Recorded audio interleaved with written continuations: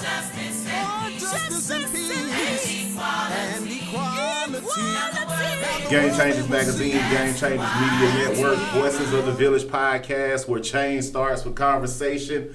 And today we have the next generation leaders of today, Mr. Jayden Williams with us. How you doing, Jayden? I'm good. Thank you so much for having me. Man, it's awesome to have you here and awesome to, catch you because you're on the run, you're on the go. You just graduated from Clark Atlanta Yes, sir. University, find a way to make one. Tell us how you feel, man. I'm happy. 4 years are up, but it made me want to go back into education, so I'm pushing more, hopefully for a master's and a doctorate degree. Okay. What inspired you to go to Clark Atlanta? Oh man, I tell the story all the time. It's so funny. Me and my mom was actually on tour from Morehouse. Okay. Like right in the middle of the tour, we just made a look at each other like, where are we? And we walked off, like we just ditched the tour. Okay. Ended up on Clark's campus right before they started a campus tour. Okay. We jumped on their tour, and next thing you know, I looked at her, she looked at me, and I was like, yeah, this is my school. This your school? Clark Atlanta has a rich history of producing entrepreneurs, leaders, community organizers, new generation leaders. How did Clark Atlanta University mold you into the young man you are today to get you to walk this path? Even though before you were going to Clark, you were already on this path. So how did it enhance it, man? One thing I can say about Clark is once you decide on your major and your department kind of brings you in, Okay. It gives you that sense of hominess because you're with the class that you're going to be with probably the rest of your 4 years, but it also connects you with alum that brings you that extra strength, that extra power to kind of keep going, keep pushing, keep pressing. And honestly, I did SGA, White House Scholar, all of that good stuff at Clark. So that just kind of built me even more because there was a standard already set from our peer institutions, Clark College and Atlanta University. Okay. So a precedent that's already set, you just kind of got to keep going with it. Awesome. Now you were the SGA president. Am I Yeah. correct? Or what? You played a role in some of the student government body. Is that correct? I was SGA treasurer, Okay. freshman class president, and I was a senator. Okay. And what is that experience like going to Clark Atlanta, playing those roles, because it's young people that's watching the show, listening to the show, that's looking to say, hey, man, I don't want to go to college. Yeah. And we're influenced by all type of vices. The internet is doing certain sorts of things. But how prestige is it for you to take that HBCU experience and, inspire young people to go in that direction? With I kind of cut it just a little bit more in my experience because what we don't see is black men going to HBCUs. Okay. And so to see black men in leadership like myself, Okay. it kind of just pushed the game a little bit harder for me and really the next generation that's coming behind me. Okay. I was the first male to be a sophomore to serve on SGA. Okay. So that already set a precedent because now sophomores can't be on SGA at all. Being the freshman class president, I went against, 5 people. I think 4 of the guys and 1 girl. She came in second. Okay. But when you have a school that's 70% girls and 30% boys, Okay. it's a certain standard that black men have that we kind of got to push a little bit harder on top of the injustices not just our institution may put on us, but the world puts on us in general. Right. So my HBCU experience just going along with that, it just kind of showed me this is what you said earlier, find a way to make one. Right. And then of course our other motto, which is culture for service. Okay. Your culture comes with how much service you put into the world. Awesome. Now the HBCU experience allowed you to meet a lot of people, allowed you to grow, allowed you to make connections outside of your hometown of Henry County. You were a big networker in Henry County, so I can imagine you in the city of ATL. Oh yeah. How important was it for you to establish relationships with the people that you established relationships with in order to get the leverage that you have today in the community? Well, always public service comes with networking. Okay. So if you don't network, you might not go too far in public service. Okay. But for me, I can tell you, I knew going to Atlanta, because Henry County is different, right? Henry County, you can go and meet somebody at Merle Manders or in the square. Okay. And that's an easy talk. You in it for a minute. Okay. But when it comes to Atlanta, Yeah. you don't know who you're going to meet, when you're going to meet them. how you gonna meet them, or if you can even get to the other side of security to talk to them. Right. So you really had to play your cards right. I mean, I was grateful enough to kind of be in rooms with some colleagues that I've made in Atlanta that allowed me to have the mayor of Atlanta's number, have access to former Mayor Shirley Franklin, talk to Ambassador Young constantly because his wife is a trustee at Clark. And so just having those kind of small opportunities to kind of advance, and they remember you the more they see you. Right. Just those networking key points like really push my name, but it also pushed people to see what I do in the community, my service, and that's the number one thing I want them to see. And your resume of leadership really spoke for itself. You know what I mean? Just a little bit. Now, Henry County, you're back in Henry County. You're back in Henry County. I mean, it's a new climate in Henry County from what it was from 2012 to 2017 to 2020 to now to 2025. What is the climate of Henry County, and where are we now as a state of a county? What direction are we going in? I could not give you a direction right now. Okay. I'm back in Henry County, but I never left from doing the work. Okay. Right? Serving on the Planning Commission in Stockbridge, of course, having family on the county level, and multiple municipal levels. I can tell you a lot of outside of some of our other municipal communities, we're kind of at a standstill. Because you have the elected officials pushing a purpose or a goal that they want to set. Right. But what we're missing is we're dismissing the thoughts and opinions of the community. Okay. And I don't think as a community we can go forward and say that our state is strong or our state is steady without understanding what our current residents want, but also making sure we're bringing in the new residents and giving them a voice to voice their concerns at the same time. Right, because Henry County is almost at 300,000 people now. Yeah. I mean, I walk in Walmart and I see people I don't even know, and I'm like, okay, where are these people coming from? Yeah. And I believe you're right. I believe we've established a government that has somewhat kind of given you things that weren't necessarily communicated by the people who live here. What effect does that play on the community and the leadership when it comes to the leadership and community connecting in that area? Well, it never looks good on the leadership when you don't speak to the community. Never. Because these are the same people that are electing you in these offices. But it causes issues because now we have to look at, and to be quite frank, our roads. We got to widen our roads. We need to improve our roads because I feel like when I was coming home, I'm back in Atlanta because we got so many potholes and stuff coming out. Yeah. But we also have to look at what effects does it have on multiple departments, and while yes, some of them are their own entities. How are we not benefiting them? Right. And so, for example, our schools, Henry County schools. We're bringing all of these new developments in, these new houses, these new townhomes. But have we actually sat down and accommodated our comprehensive plans with the Board of Education to make sure that the schools can accommodate these new families coming into the community? That's an issue because even like my school, Dutchtown, we are the largest school in the county. But we still have to add, and we have a whole annex. How do we build an annex and we have to bring trailers back just to accommodate our classrooms? Come on, man. So we have to have these conversations, especially with our leaders, because they're the ones making the decisions. Right, and one of the main reasons I believe a lot of people moved to Henry County was the education system. It drove it, but I believe right now the educational system is facing so many challenges of lack of teachers, resources in the classroom, at the actual school, or even just having enough schools to accommodate all the people that are moving here. And what effect does that play on education?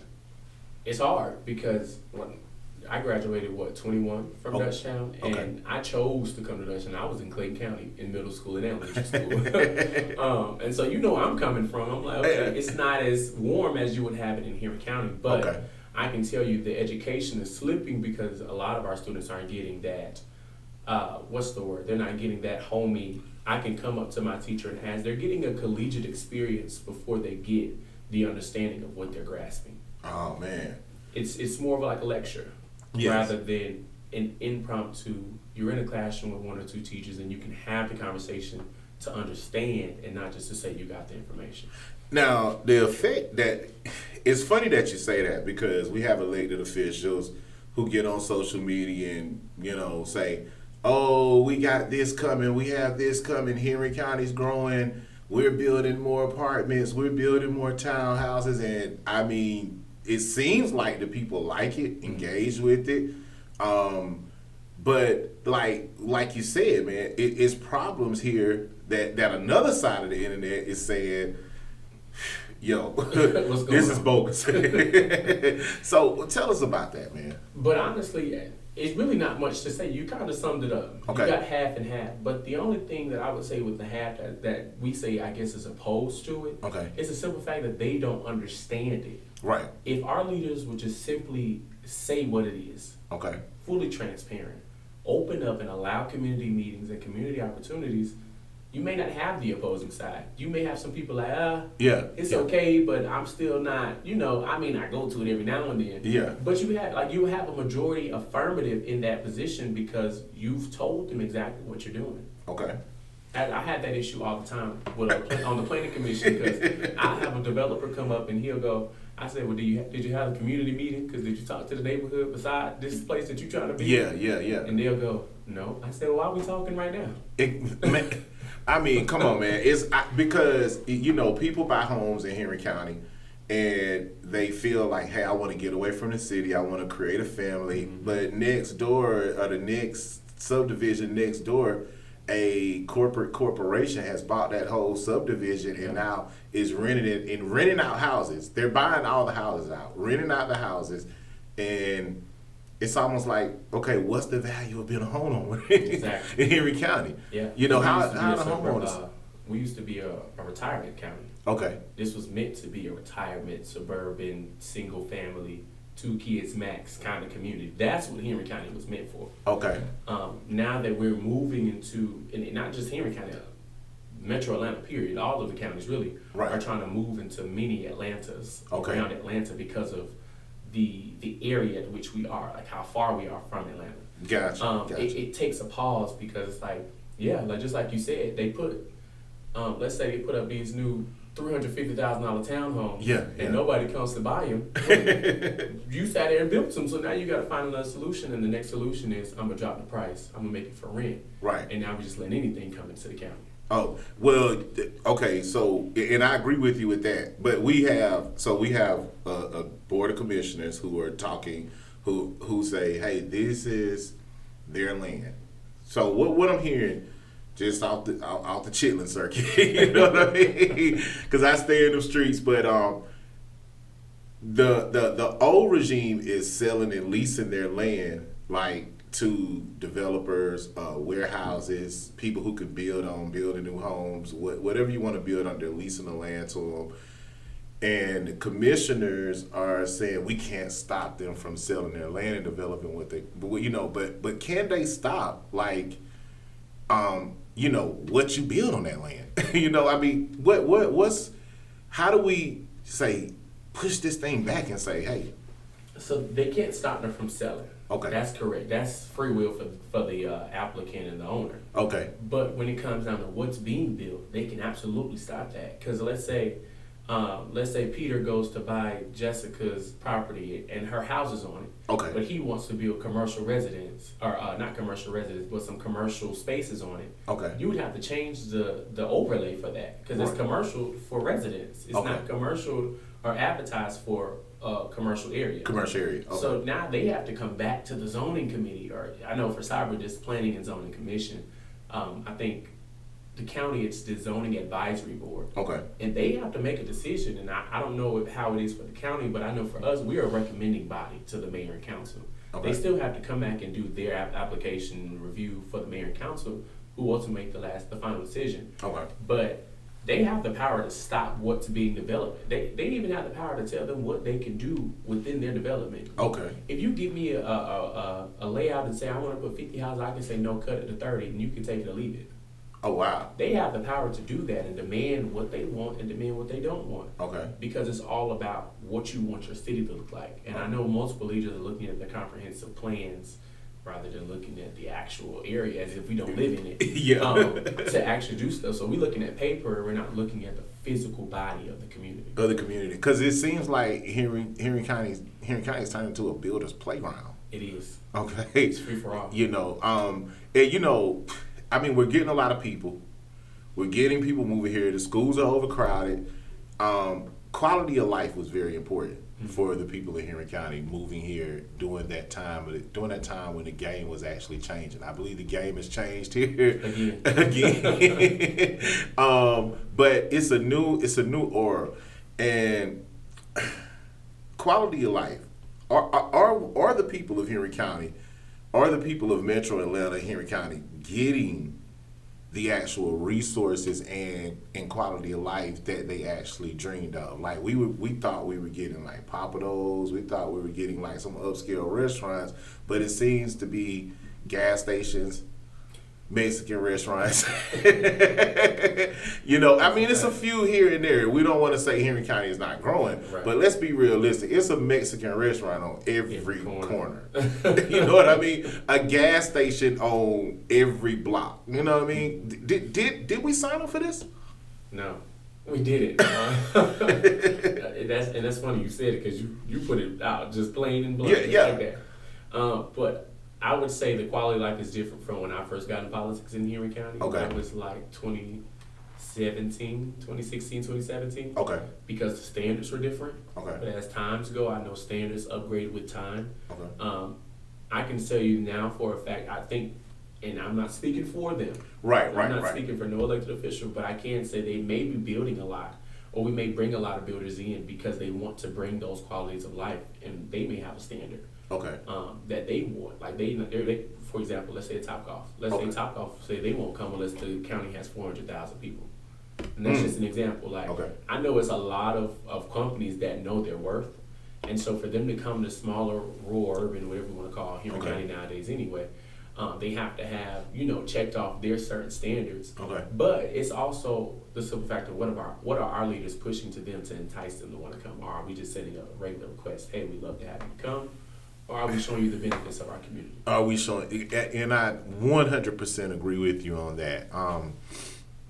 And kind of and just taking a look at that is like, I know you just traveled down 218 to get, like, man, it probably took 30 minutes just to get to the studio, right? Oh, yeah. From the traffic. And with Henry County growing, black leadership, African American leadership here. We were adamant about transferring the leadership. I believe it was 2016 to 2020, where it was, we want to turn the county blue. That was the message. That was the message that was pushed, Yeah. 2025, the county is blue. African American people are the majority in political positions. Where are we now? What are the millennials saying? What are the young people saying? I mean, is this what they paid for? Is this what they voted for? I would absolutely tell you on behalf of the young people. Uh-huh. This is, I've asked people. Okay. I said, would you come back to Henry County to live? Absolutely not. Wow.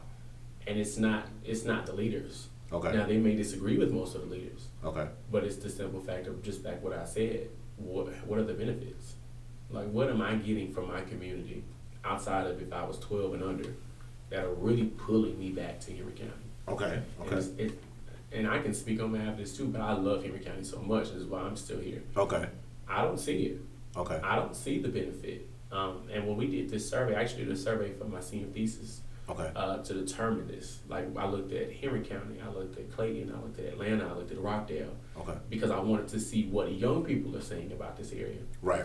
And Metro Atlanta has a lot of work to do if they plan on getting the next adults, the next young professionals to come into their communities to actually boom their economy. Maybe it was like they were sold dreams that, and everybody wanted to come to Atlanta though. Like, I remember growing up in Jessup, Georgia. Like, I just want to go to Atlanta. I want to go to school. I want to be in the Black Mecca. And it's kind of like, you travel other places and you say, hey man, quality of life is a little bit, they got a little something here. Now the funny thing is, when we talk about Atlanta, okay, Atlanta, Let me tell you, Atlanta is its own state, I feel like, in Georgia. Okay? I don't even classify it as a city. Okay. Just the way that the whole city moves along, it's Okay. its own state. Yeah, definitely. But I know for a fact, when I'm in Atlanta, when I was in Atlanta for school, Okay. these past 4 years, everybody's like, no, I'm going to move out to like Buckhead. I'm going to move out to Fairburn, Rockdale. Yeah. Then I announced I'm running for office Okay. in Stockbridge. Okay. I hear people looking up Stockbridge. Oh, y'all rent is cheaper in Stockbridge. Oh, I can do this a month. I can, Yeah. okay, I'm close to a gas station. I can get right on the highway to Atlanta. Because Atlanta's growing just as much as we are. Mm-hmm. We are now the backups to find accommodations to get to Atlanta. Okay. So we're not accommodating in our community still. We're just easy access for them to get to home and to Atlanta and back. yeah, definitely. And so, and it's interesting that you said that with the new condos being built, with the new apartments being built. Now, we know Henry County would kind of bridge from, okay, growing up to about 12 to 13 years old. It's everything to do. It's everything to do. And if you're 35 with a family living here, perfect place. Mm-hmm. What's missing in that gap between that 12 and 35? Because it seems to be nothing for them. Like, I don't see with you. You just mentioned you're running for office. You know, how important was it to bring that crowd, you know, through the condos and apartments and everything? I think the number one goal is not just anybody, which Okay. is what we should be accommodating, but we're accommodating young professionals specifically. Which I think is very interesting, and I question it a lot, but I leave it to our current leaders. Okay. Because that's their method to their madness. Okay. But if we specifically target young professionals, we're leaving out young professionals that got it. Okay. They just don't appreciate the quality of life, and they don't appreciate the amenities that come within this community. And so if we're just offering them concert every now and then with people from 1999 and up, oh man, who are we accommodating? Correct. Because I'm gonna be honest, I mean, shout out to the amphitheater, I guess, but yeah, I don't want to go see Babyface and Silk Baby and Butter Peep. You know, I don't want to see them. I want to see a good Jasmine Sullivan. I want to try to get Usher out here for, you know. Like, well, they claim they selling out. I mean, they're gonna sell out for Okay. the older generation, because you got to remember we're still evolving from just majority older to a mixed multi-generational community. Okay. But it's still the fact that most of the people that go, while they selling out, it's not the people from Henry County. Okay. Well, what we're going to do, we're going to go to a commercial break. And we're going to talk about Stockbridge. We're going to talk about the amphitheater, because, you know, it was a lot going on at the city council meeting. And we got to talk about that. We're going to keep it hot. You guys stay tuned. We got Jayden Williams on on Voice of the Village podcast, running for mayor of Stockbridge. Game Changers Media Network, Game Changers Magazine, Voices of the Village podcast, where change starts with conversation. Ease up. Have you fallen and can't get up? After the car accident, you just don't feel the same. DePaul Clinic is dedicated to help you relieve the pain. We specialize in personal injury setbacks, guiding your journey back to normal. We provide head-to-toe examinations, X-ray, and MRI, treating personal injury with adjustment, non-surgical decompression, and laser therapy. Our pain management specialists pride themselves on helping our patients to a speedy recovery every step of the way. Call us today at 770-471-1421 for booking, or visit us online at www.depaulclinic.com for more information. Our reviews speak for themselves. DePaul Clinic, the good hands quality care plan. When it comes to your health or the care of a loved one, nothing matters more than trust, compassion, and comfort right at home. At Baylor Home Healthcare Services, LLC, we bring professional, personalized care to the heart of rural Georgia. Our skilled team is dedicated to treating every client with dignity, respect, and the attention they deserve. Whether you're recovering from surgery, managing a chronic condition, or simply need support day to day, we're here for you. With tailored programs, confidential care, and flexible scheduling, Baylor makes your well-being our top priority. We offer nursing services, personal support, and companion sitting services. Because at Baylor, your home is our care setting. Call us today at 478-365-9062 or visit BaylorHomeHealthCareServices.com. We accept various insurances, Georgia Medicaid accepted. Discover care that feels like family with Baylor Home Health Services, LLC. Game Changers Magazine, Game Changers Media Network, Voices of the Village podcast, where change starts with conversation. And we got Jayden Williams, candidate for mayor of Stockbridge, next generation leaders of today. Before we went to break, we were talking about Stockbridge, and I know we talked about Henry County and the way Henry County is growing. The real elephant in the room, the real elephant in the room, the real thing. City of Stockbridge. City of Stockbridge. You running for the City of Stockbridge mayor. Anthony Ford has been the mayor for a very long time. Great guy. So it's a lot behind the whole city. But we just saw a meeting in the City of Stockbridge where a young man came up and brought up a question about the amphitheater. Where money was being spent, money was going here and there to companies that didn't exist, that existed in January, made up, Mayor Ford, I like the guy, he's a nice guy, but I did not like, so I watched the meeting twice. I watched 2 meetings just before I even get in here, so people don't confuse what I say because I can stand on what I say. Correct. But I saw when he was questioned about the amphitheater and where the funds were going, he kind of gave the guy a chance to talk and you got 2 minutes. Hey, sit down. You know what I'm saying? But when the other guy got up talking about a soccer field and no budget in place. Everybody had all the answers, you know what I mean? Like, we could do this, we can go into this SPLOST fund, we can go into here, we can go into there. Why did one person get treated one way when the board, when it clearly it showed the board wasn't all on one pace? You know, like a few of them were, it seems like those who were in cahoots were, but it still was a couple of council members who were like, okay, nah, I don't know about this, you know? But they had heavy explanation of how they would come up with the money for the soccer field. But when this young man got up and talked about the amphitheater budget and how these expenses was going with taxpayer dollars, tell me, why did we see that and what was that behind that? I cannot tell you their reasoning. Okay. But what I've watched the meetings back to back. I've been sleeping on those meetings. Okay. Because I want to understand the same thing you just asked me. Yeah. I can tell you for a fact, the amphitheater has been a huge conversation. Okay. Since they started construction on the conversation. Okay. While it's been a good boost for our Henry County to say, oh yeah, we have an amphitheater in Henry County, we didn't look at every single aspect. I feel, as a community person, as a resident of Stockbridge, I feel like we did not put in our full effort to look and analyze every single part of the amphitheater. To me, I understand the purpose of the soccer field. You know, FIFA's coming to Atlanta. That's good because this brings more attraction to the city. They may give an economic boost to some of our small businesses, and that's important because the small businesses are the heartbeats of Stockbridge. Yes, they are. And so for us, if you bring in a FIFA practice field, those boys don't want to go eat. Okay. They want to go get a drink. They want to go run to a gas station, to a corner store, and that's going to boost those small businesses we have.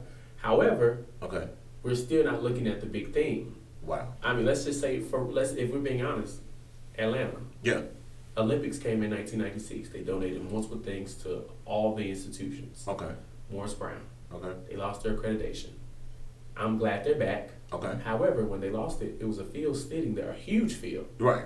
Just sitting, and it's still sitting. And well, it's now owned by Clark Atlanta.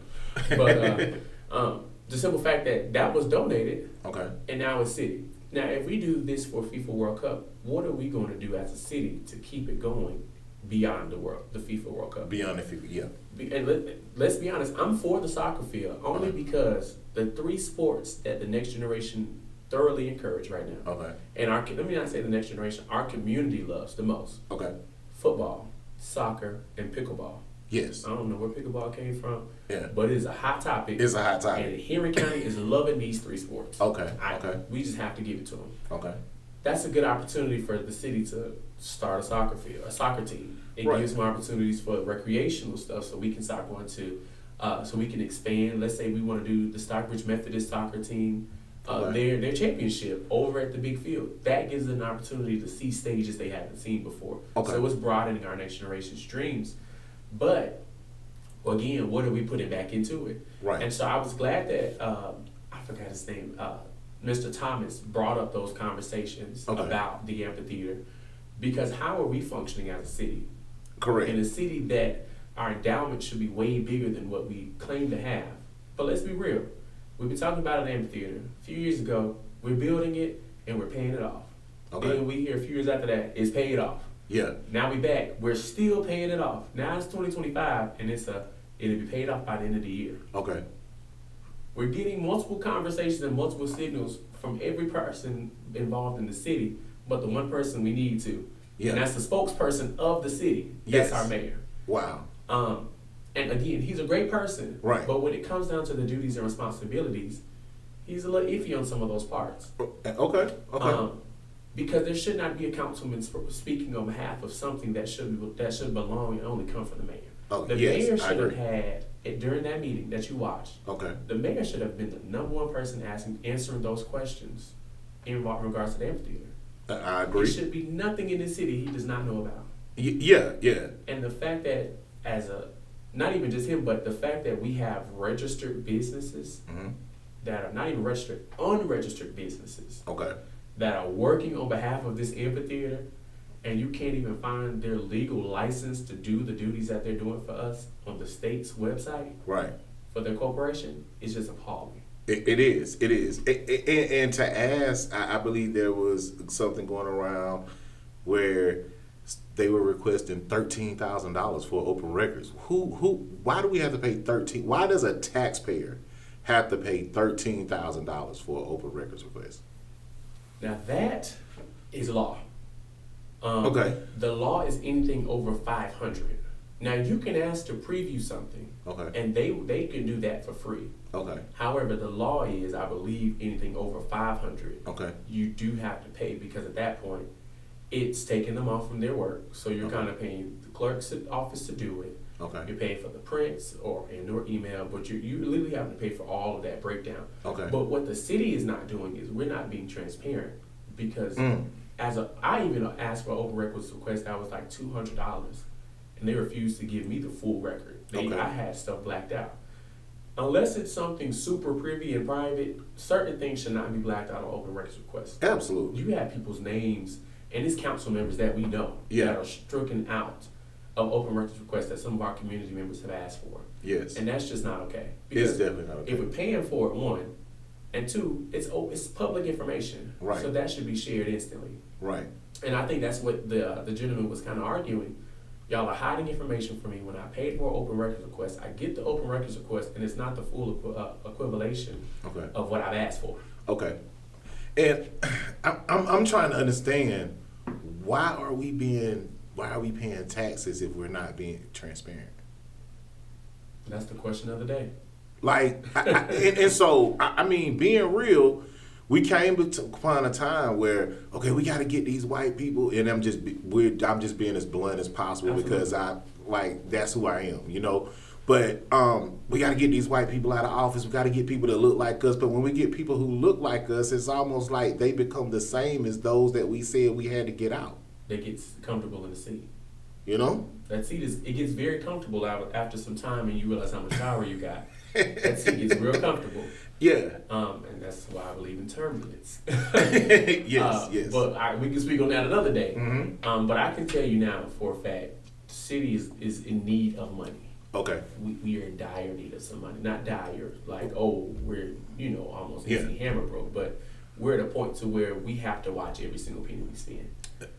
So with the soccer field, they were saying, hey, we got splash dollars set up from such and such budget. I mean, they didn't even have it in the budget, first and foremost. It wasn't. It was almost like we're going to pull from over here to make this make sense, to make that make sense. I mean, come on, man. And to be honest with you, they're doing that, and it's cutting the funds that they probably need to function as a city every single day. To function. I totally agree.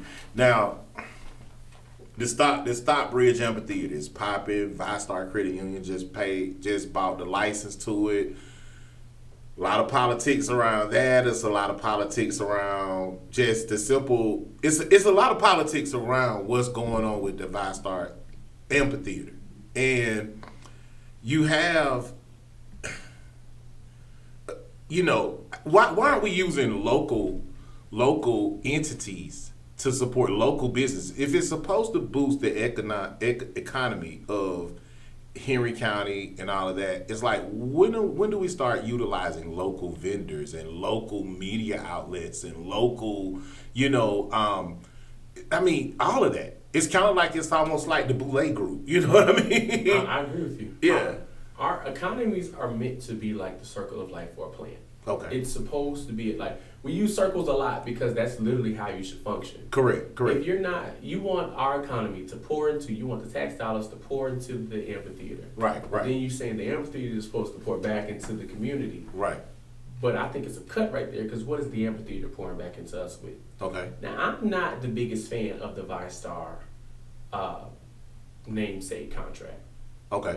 I'm not. Talk to us. Why? I will be completely frank. Okay. Let's ViStar. They just came to the community 3 years ago. I would not have done that. Okay. Because you're new to the community. Why would I name something after you? And I got, let's say, and I know she may not have the money. Right. But Miss Linda out there, she been on the corner of downtown Stockbridge for 10 years. I'm gonna name this after her salon. It's just certain stuff like that I would have looked at first. Right. I would have rather it been called the Publix amphitheater. Well, it's probably the money grab. Right, but this is the thing. It's a $300,000 contract. $300,000 a year. Okay. With a 3% increase. So over 3 or 4 years, you're making roughly $1.3 to $1.7 million. That's nothing. That's not even an artist. Wow. That's to me, if I'm looking at the budget correctly. Okay. That's not even a full night show. Okay. But you've had them spread that out in 4 years. That's concerning to me. That's concerning. Because not only did we open an amphitheater, right. we also opened a police department. And I love our police department. Okay. I love it down. The chief and all of those officers, they understand community policing. Okay. I can give them that.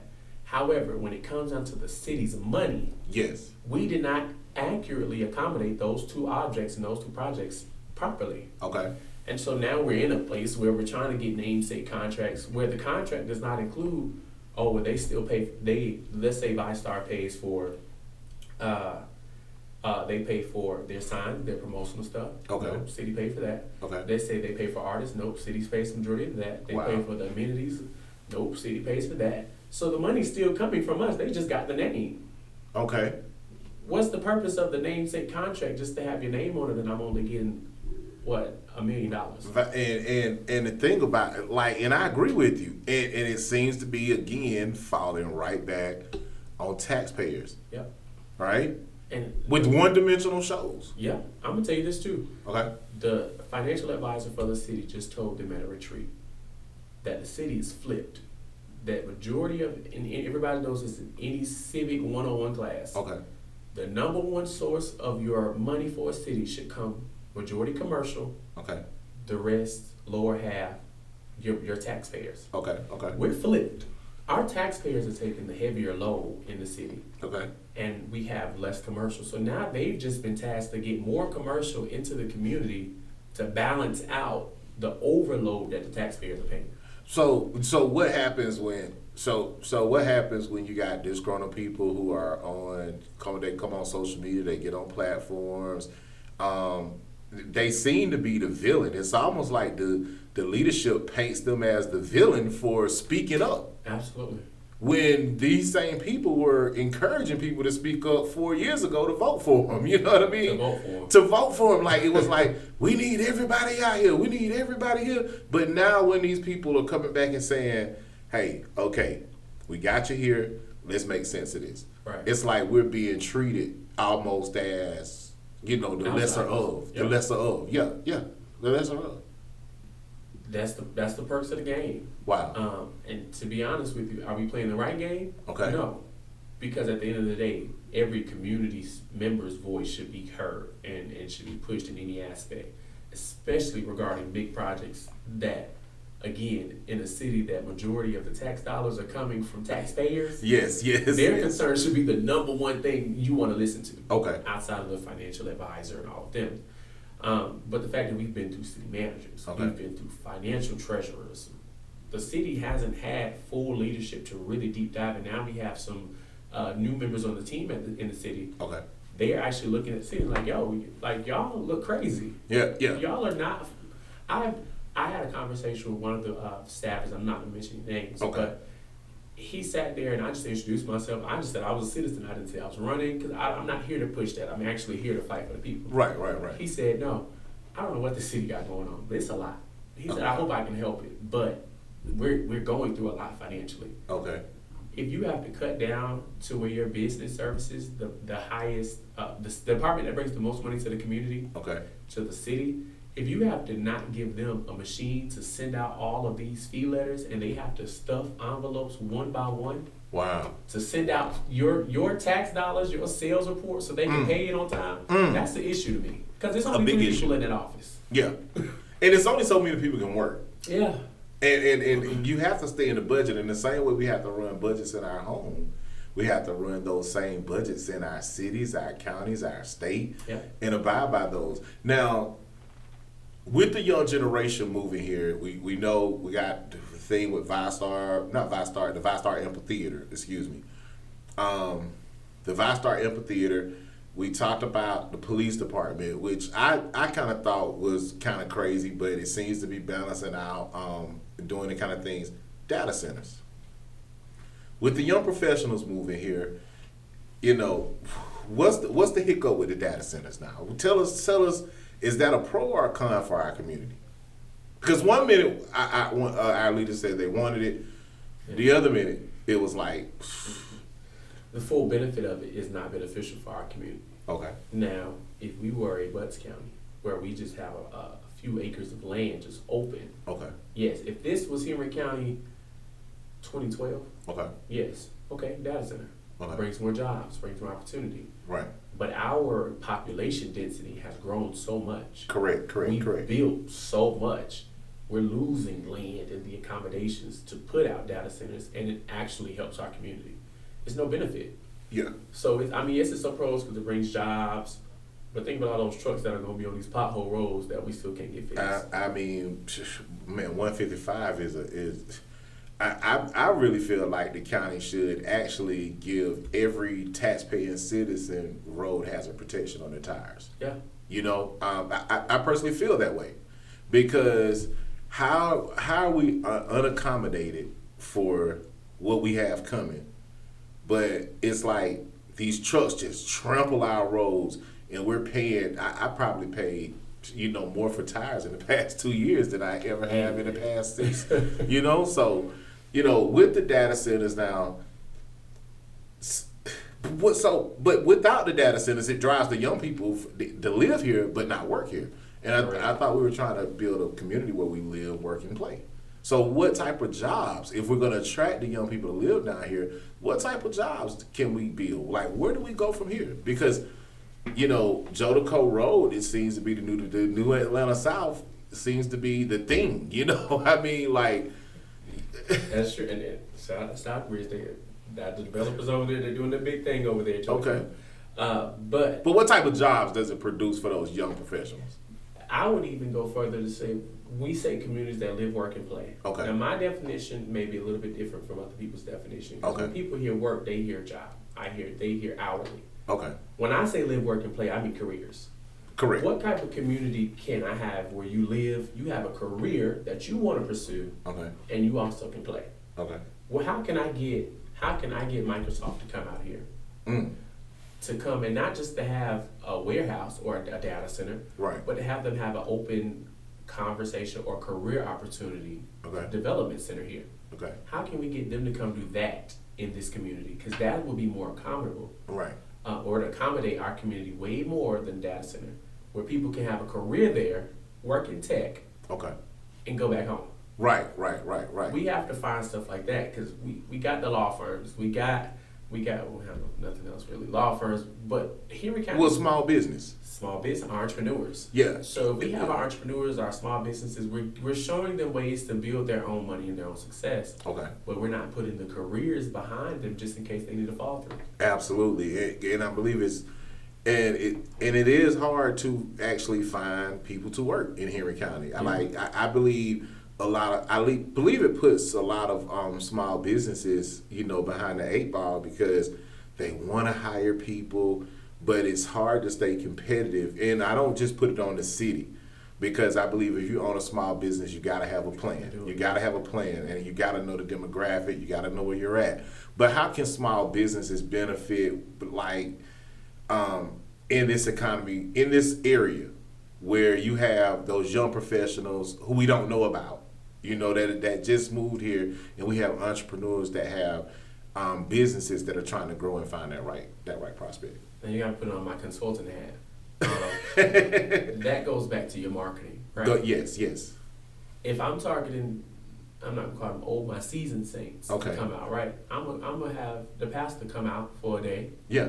Pastor, hey, come post this and post it on your Facebook for me that you at my coffee shop. Right. It's strategic stuff. If I'm trying to get people my age, young professionals, what am I gonna do? I'm gonna scroll on TikTok for about 2 hours, find some influencers in the area, and tell them to post it on TikTok. Day in the life, call me shopping at such and so's coffee shop. Right. You got to make sure we accommodate those specific areas, because you're not going to get every generation. Right, absolutely. But if you actually break it down and put piece by piece what you're trying to do, how you're trying to do it, you're targeting this amount of people, like even with my campaign, I can't specifically post one thing and hope it get everybody. Absolutely. It's not going to. It's not going to happen. And everybody may not like it. Yeah. So you have to, especially if you're in a small business, you got to open your palette to accommodate everybody.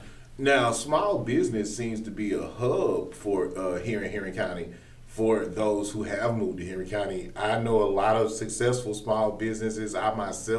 People ask me all the time, I don't know how you started a publication based on African Americans in Henry County 10 years ago. And I say, man, it had to be God. You know what I mean?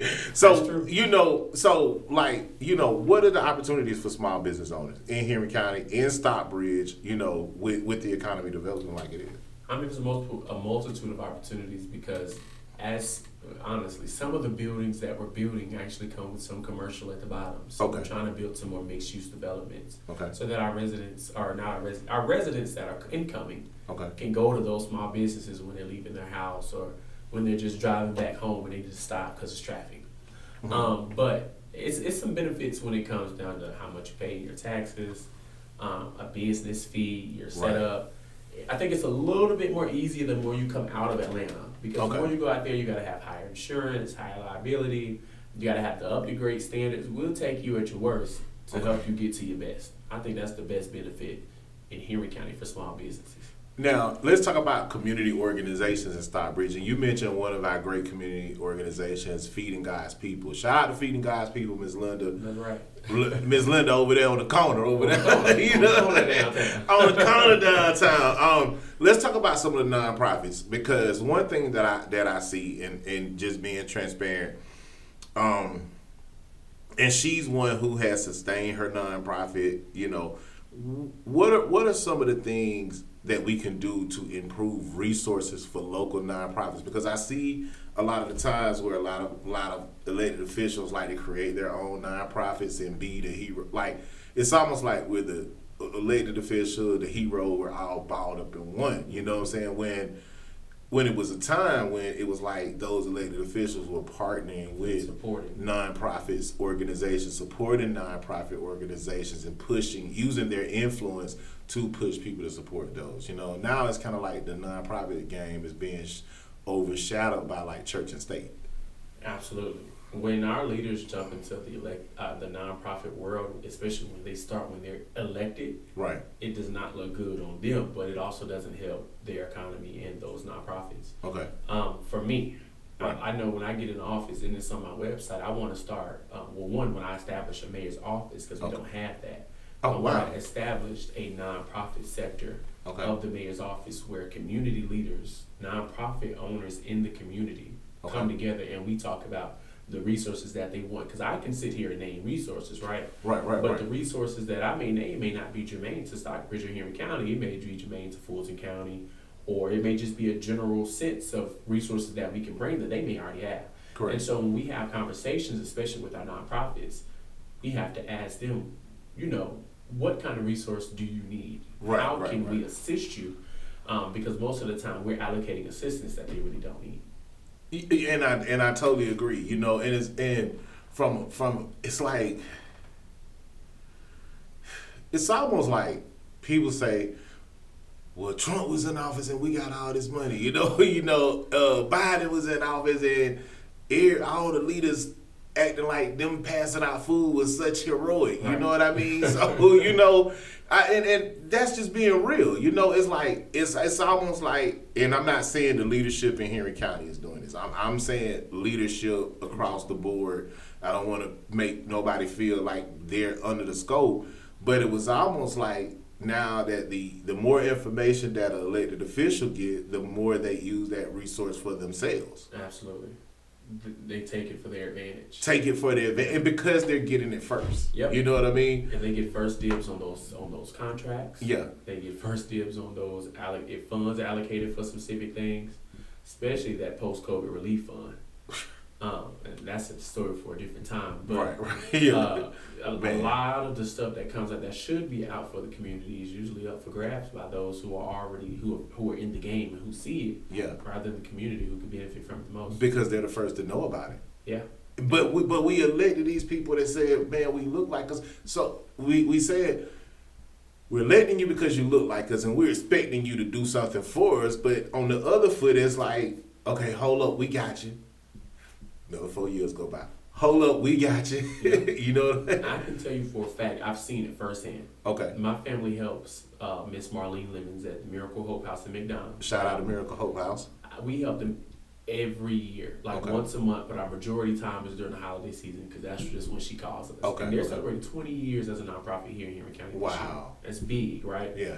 But she does not get that recognition from most of the county or city officials. Wow. She does not get that recognition, but at the end of the day, she's servicing almost 2,000 people in that small building that she's in. That's right. Every single day.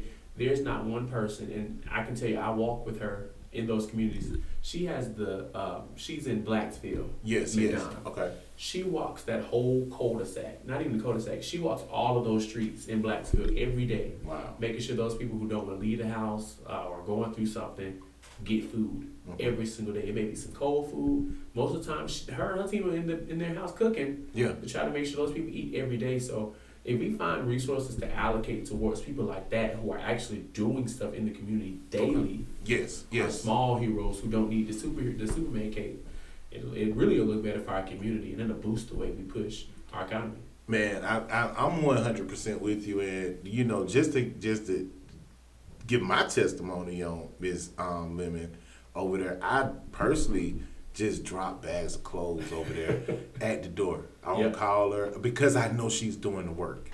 I don't say I drop. Matter of fact, I got a bag of shoes in my truck right now. You know what I mean? That I say, hey, I'm getting over to the M&M Hope House. You know, and we have to support these communities because we have to support these communities because these communities are right. These organizations are right in the heart of our communities, serving the people that we want to be served. You know, so I'm glad you're passionate and you're open minded about partnerships. You know, what is the value of partnerships in your campaign?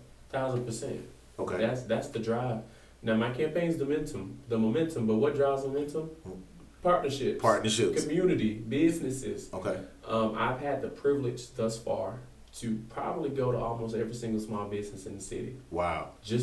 I haven't even asked for support. Okay. I go in the first time, I just introduce myself, I give them a brochure, I eat, I talk, I get my feet done. That's right. I just have that conversation, but when it comes down to it, I'm coming back.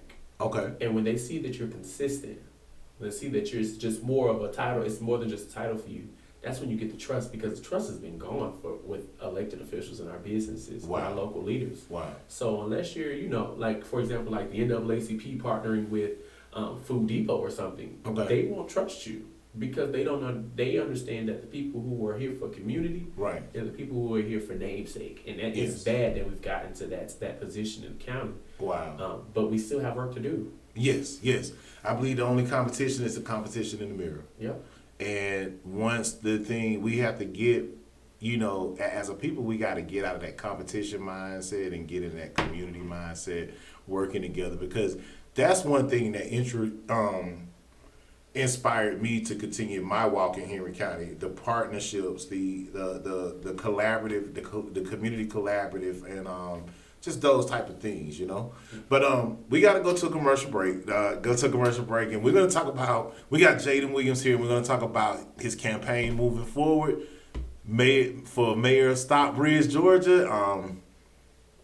What you got coming up? Things you're gonna do. You guys stay tuned. Game Changers Magazine, Game Changers Media Network, Voices of the Village podcast, where change starts with conversation. Ease up.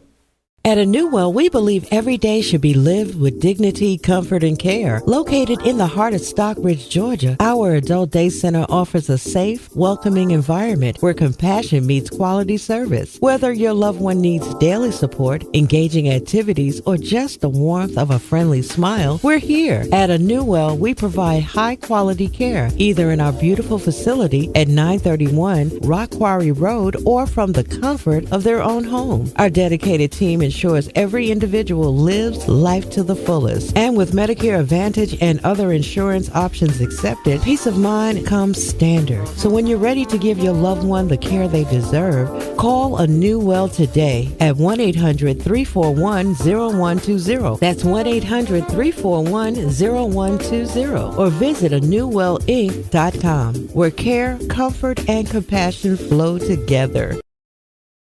Did you know 1 in 8 women will be diagnosed with breast cancer? And studies show men die faster from breast cancer due to late detection. At Breast Are Us, we're changing the game with safe, painless, and radiation-free ultrasound screenings for both men and women. Our ultrasound screenings are quick, 15 minutes or less, with no compression, no pain, and implant-safe technology. Our scans help detect breast cancer earlier, especially in women with dense breast tissue, where traditional mammograms can miss. Ultrasound increases cancer detection from 47% to 97%. Why wait? Take advantage of this special, only $249. Early detection could save your life or the life of someone you love. Call us today at 478-258-3431 or visit breastarus.com. Breast Are Us, protecting lives through early detection.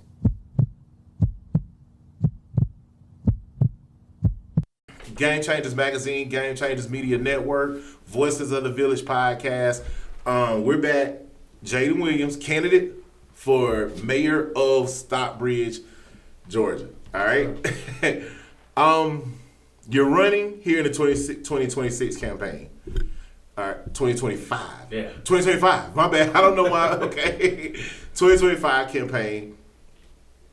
Stockbridge. We talked about the budget. We talked about the things, the Vistar Amphitheater, the police department, the economy, the budget. What is Jayden bringing to the table that's going to take the people to the next level? I'm bringing the people back to the seats. Okay. I have a lineage of leaders in my family, and I am related to Commissioner Vivian Thomas. Yes. And so she asked those questions that need to be asked. Yes. She's trained myself, my mom, her sisters, all of us to talk and ask those same questions in any type of situation that we have. Yes. So for me, I'm bringing the people back, okay, because it's a lot of times where, again, like I said earlier, we have the leaders, but we don't have the people connected to the leaders to ask those necessary questions, to make decisions based on the community. Right. Because at the end of the day, just like I say in my campaign, you are my neighbor, I'm your neighbor. It's not a back and forth, I'm your mayor and you my constituent. No, we're neighbors. Right. We're doing this for the same reason, and that's to better the area we live in. Right. Now, a lot of people say, well, he's just getting out of college. He's just getting out of college. How can you run a city if you haven't ran a home or whatever? All those stereotypes, all those stereotypes. Because I know young people, they get these challenges. And before I say that, we have to learn how to pass the torch. Absolutely. In our community. I'm very adamant about that, passing the torch. But what inspires a young person like yourself to say, regardless of what they say, I'm gonna get up and go? It's the momentum. Okay. It's the fact that I get to serve my community. It's the fact that I can serve my citizens every single day. Okay. I think for me, one of the things that I pushed, even when I was a state president for NAACP, is I didn't want one generation leading everything. I was in every room whether I had a voice to say what I wanted or not. Because it's not about the position for me, it's about the impact that I make without the position or the title. This country was built after the war by young people. They weren't even over 35, most of them. Most of our leaders were young. Exactly. So when we're talking about, oh, he's too young or he hasn't rented a house, yes, but you can't say I don't have the experience. Right. I've served this community for over 7 years as the youth mayor, so I've already touched the young people. I've worked in every single department as an intern every single summer during my collegiate year, because I said I can't fully say I'm going to run for office without saying I know the inner works of how a local government should work. So I've literally seen how Stockbridge functions all through. And now I'm serving as the chair on the planning commission, and that was a unanimous decision that, if you watched the meeting, that even shocked me, because I wasn't expecting my commissioners to nominate me. I was expecting us to nominate the chair for re-election, and he said my name. I said, oh, shoot. Wow. But that just shows that they're ready for leadership and they're ready for change. And the reason I'm running, and the reason why I'm not worried about people saying about my age or I'm just leaving college, is the simple fact that until we are ready, if we're ready to move forward in local government, if we're ready to put the people back, we have to understand that each community should have a multi-generation community or a set of leaders. And I definitely believe that, and I believe a community should be a reflection of what it actually is. Exactly. If we want to say we want to build places, I don't want to hear all these gimmicky themes. I don't want to hear all this over the board stuff that what you think I want to hear. I want to make sure that we have equal representation. Matter of fact, I'm one that's not for all black councils. I'm not for all white councils. I'm for councils that reflect people in the community. You know, I've learned my lesson, and I can say this on the air. If Rush Limbaugh could say it, I could say it. You know what I mean? So, but I've learned that, you know, in my cry, I'm all for my people, but I also want balance and just for my people. I want balance. I want people to not feel intimidated if I say, hey, brother, yeah, I voted you in, but hey, man, straighten your narrow your walk here, man. Over here, you may, not to say we're never going to vote for you again if you don't do this, but hey, man, look at it from this perspective. The only way you can be better, and I learned this at Clark Atlanta, is if you don't take critiques as people bashing you, but you take critiques as people trying to help you get better. Come on now. What's your plan for what's your plan for infrastructure at Stockbridge? Because the one thing about it, if we're gonna have an amphitheater, we're gonna have fight for soccer, we're building Jodico, you know, what is downtown that 138, that north, I think it's 138 where the Popeyes is, all the way to the amphitheater. I mean, that is 138. To be honest with you, it's not much we can do. Because it's already established unless they sell it back to us. But what I can say is Stockbridge is at a point to where we can no longer, or we're now limited to building out. We have to build up. So we can't just come in and say, I'm going to build this flat one house or this flat commercial place. We have to build up because we want to get every buck for what we're building, but we also want to make sure it accommodates the community at which we currently serve. Correct. And so, fortunately, the only area where we can actually build that has land and kind of have those narrow areas for is District 5, where the Sprouts is. Where, the Chick-fil-A is, like the country club going way back just about Jodico. And so that's the place we can really build out flat. But anywhere else, like District 2, which is our historic district, or District 1, those are residential. We don't want to just throw anything in there. Now, District 4 is more a little bit of residential, but has majority of our commercial to include the home of our city hall. And so we got to make sure we kind of accommodate the specific areas. But I know for a fact when I come in, I really want to make sure that we outline each district. Because yes, we voted, we got our districts, yay, we have a representative for each district. But what are we doing specifically for those districts? How are we categorizing? How are we titling them? And just like I just said, District 2, that's where I live. I deemed it the historic district, but it's never been named the historic district of Stockbridge. Right. But when you have the legacy of Daddy King, Floyd Chapel, Memorial Park, Greenfront Cafe, you don't have a choice but to call it the historic district. The historic district, and it's a lot of value to that historic district. And shout out to the council.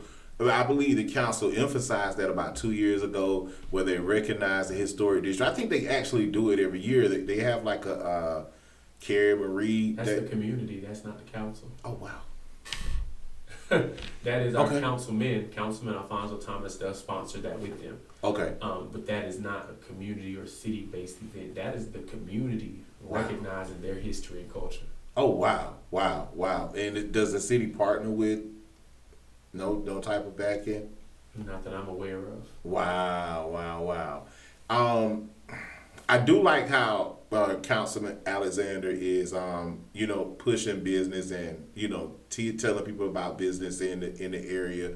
I believe communities need that. I believe communities need to know, okay, what's going on, what's happening, from an unbiased perspective. But at least we know, a lot of us find out that the Sprouts and the Costco's and all of that is coming with District 5. I think that's thriving. Now, those other parts of Stockbridge where they need work, what is your plan? What is your plan to improve quality of life in those areas?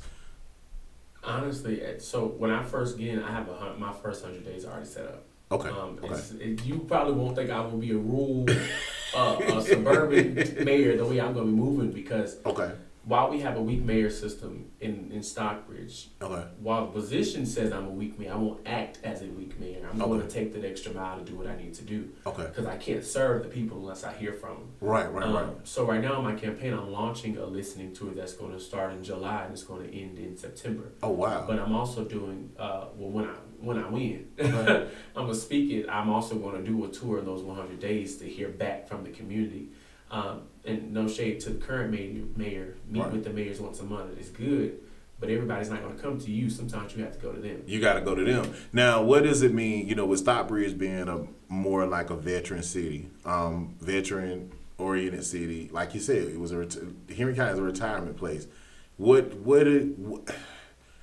How should those, to pull those older votes to say, we want young, new leadership? How does that look for them? With you in office, are they now like, okay, I got your vote. We don't need you anymore. We're bringing a spray of young people in here that's gonna tell you what to do. Yeah. We're gonna turn into children of the corn, and I mean, what can those people expect so that their value can stay in place?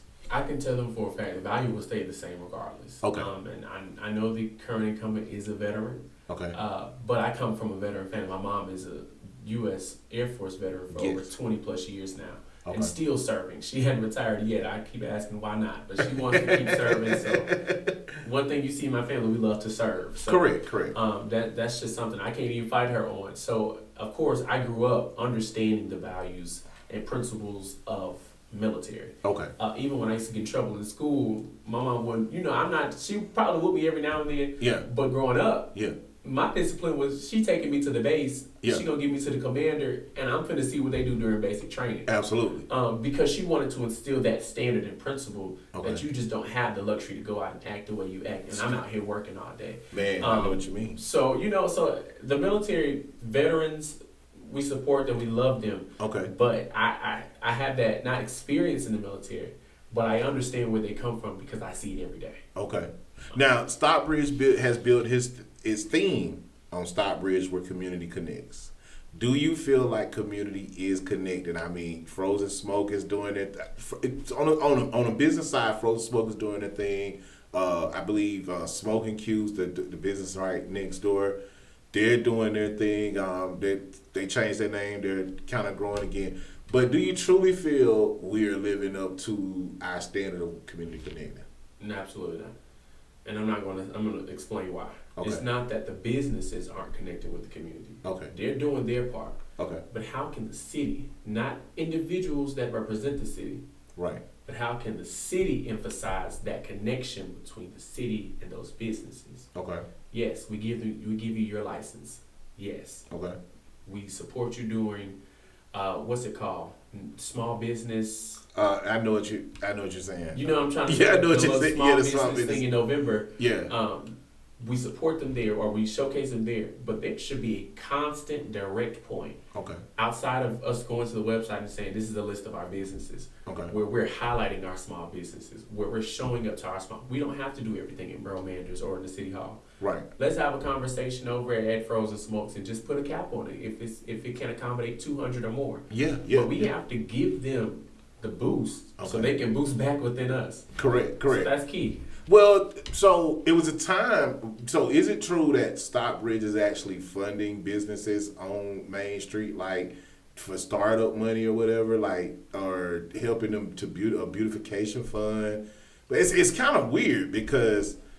Now, I haven't heard of that in a long time. It's probably been like 4 or 5 years since I've heard about the startup fund. Now, I don't know. It's like a beautification fund or something? I don't know. Okay. I haven't heard it in so long. I don't know if it's still going or not. I know we have beautification funds within districts because council members go and they go do cleanups and all of that. Okay. But I don't know about small business startups. That I have not seen or heard of. Because it seems like a influx of small business. It's like a new small business open up in Stockbridge every day. It's really just a location. Okay. It's the location. I don't really see the perks. Okay. But it's a good opportunity to come to the city at a low price. At an basically affordable price. At affordable price. Yeah, at affordable. Yes, excuse me. At an affordable price, being connected to Atlanta. 20 minutes from Atlanta. Okay, I can see what you're saying. Now, what's the value of the location of Stockbridge? Like, what do you think, with you as mayor, what are you trying to draw to Stockbridge, your vision moving forward, your vision to, create Stockbridge as a hub for South Metro Atlanta? I'm not even looking at South Metro Atlanta. Wow. The only competition I see for Stockbridge is Stockbridge. Wow. What I vision for the city is truly a community that shows and strives based off our community. Now, I'm not saying I want to exclude us from other communities, but when we start to compete with other communities, that's when we start to forget the focus of our city and start to look at the focus of what they're doing and how we can do it better.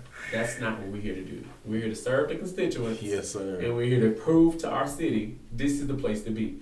So I'm going to be boosting, like I do it now every day. You probably see once or twice a month, I'm doing something called Heart of Stockbridge where I'm boosting a small business on my social media. Okay. I'm going to small business and I'm going to these churches because, shout out to my Bishop McBride. But shout out to Pastor Bishop McBride. Yes, sir. I'm not at church. I'm at some of these other churches trying to give them that extra look to see what they're doing and how we can make their church better and push it out. So for me, I'm not looking at I can't tell you a vision that I have solely for Stockbridge because I know the vision I have is well beyond whether my tenure, whether I win or lose this election. Yes. But it's based on the simple fact that community will be back in the hands of the community. Okay. City Hall will be back in the hands of the community. Right. And we can actually build a community where we're not fighting every other day over what kind of bottle you want to put in the ViStar Amphitheater. And we fighting about who's gonna fix the road this time because we got the funds to do it. Man, come on, man. Now that make all the sense in the world to me. Young next generation leaders of today. Now, with the temperature and with the climate of how do you get other young people involved, like other young people to step up? Who don't have that bold and courageousness like you have to step. Because, man, I admire you for stepping up because, you got it. Yeah, you got a Jordan River to cross, my brother. Yeah, I do. Honestly, I think my generation, what we want to see, if the wisdom wasn't poured down for our next generation, from the previous generation. Right. And if I'm just address the elephant in the room, some of our previous generation has failed some of our current generation, my generation. I agree. But if we don't see it from our previous generation, then we have to see it from our current. Right. So it takes people like me. It takes people like Mayor Jaylen Smith and Early. Wow. It takes the young lady, and not even just based on color, the young lady, the white girl, I forgot her name. She's a mayor, so I say the mayor. Up in North Georgia, I forget what city. Okay. But she got in there when she was 18, as soon as she graduated high school. So it takes people like us to make that mark so that the next generation can see, because they didn't get what we got growing up. That's right. Or they never probably experienced some of the trials and tribulations that we experienced. That's right. So we have to prove to them we can do it, so can you. That's right. That's right. That's right. Now, how everybody? If you go across the internet, and I talk to a lot of people across Metro Atlanta just to kind of get a feel of what's going on. Yeah. And they say, man, here it's kind of full of politics. It's just politics and and the only thing they hear is political. You know, how can we make government more approachable and value to those across the board instead of it being so? We got to get rid of some of this formality. Okay. Everybody wants to be Atlanta. Everybody wants to be in the backseat of a Ford. Everybody wants security. Everybody wants to be in the front of rooms. Everybody wants to have their own spotlight. Yeah. And in reality, you making $30,000 a year. Correct. And you yelling at a constituent that make what you make in a month. Correct. So, we got to get rid of formality. We got to put the community, and I'm going to say this because I mean it when I say it. Right. We got to put the community back in these positions. We got to. It can't be you, your homegirl, your sister, your cousin, yeah, and your best friend from high school that you pushing to get contracts, that you pushing to get bids. It has to literally be the community. I can assure everybody in Stockbridge, if I'm elected, the first bids coming out in that amphitheater will be the local people from Stockbridge, correct, then Henry County, correct, and then we'll open it up to the marketing area, correct. Because you have to have that branch. I would hate for somebody to say, oh yeah, I have a small podcast in my basement, but I'm based in Stockbridge and I really want to come out and do a recording for y'all. Why would I tell you no for free advertisement? Man, we offer, just to be transparent, you know what I mean? Because I don't care, because I know they're not going to give us passes anyway. You know what I'm saying? But we offered the City of Stockbridge the chance to come back. You see all these cameras we got in here. You know our history. We've been doing Game Changers Media Network for 10 years, serving this proud community. And ever since this new regime or whatever has gotten in there or whatever, it's like, oh, Game Changers can't be there. Game Changers can't do this, and Game Changers can't come backstage. Well, why did we vote you in? Why did we not just vote you in, or when we voted you in, we trusted you to hire people that support community? And why are people from Macon getting contracts, why? You know what I mean? I like to say it's favor ain't fair. Yes, sir. And when people see the favor that's on your life, they think that favor is the only thing that got you there. But God doesn't just look at favor; He looks at His grace and His favor. Come on now. So come on now. Stay tuned. We'll be back. I already know, man. Man, let me tell you, man. We do it, and we do what we supposed to do anyway. And let me tell you, man. Your gift will make room for you. That's one thing that I do understand. It just kind of baffled me that, okay, we have a amphitheater here that we're bringing major talent, that we have a local media network here, you know what I mean? And we're giving them the runaround about being here, Yeah, that's it. Hey, and maybe it was because you were a registered business. Who knows? Who knows? Anything you want to share with our audience, Jayden Williams, before you actually, I know you're on the run. You were on the phone coming in here, so I know your phone's probably blowing up. Anything you want to leave with the people before we go moving forward and what we got to look for this summer during your campaign? Yeah, absolutely. I would just say I'm starting a tour this summer in July. Okay. So be on the lookout, because I'm either knocking at your door or you're going to see me at your church. Okay. And if not, your kid going to have something in their head coming home from school, so watch it. But I also want to say I've had the pleasure of serving this community for 7 years. I want to continue to serve our community. Right. You can go to my website, jaydenforstockbridge.com. Right. You can go to our Instagram and Facebook and our TikTok, Jayden for Stockbridge, to see what I've done in the community so far, to see what I still do in the community, and see what I plan to do for the next generation. Man, Game Changers Magazine, Game Changers Media Network, Voices of the Village podcast, where change starts with conversation. Jayden Williams, candidate for mayor of Stockbridge. You guys stay tuned. We're going to have to bring him back when he's going through his actual race, because I want to know how the climate changed before the race, during the race, what you're seeing on the campaign trail. So we're going to have to bring you back on. Ease up, you guys. Thank you for tuning in. And equality.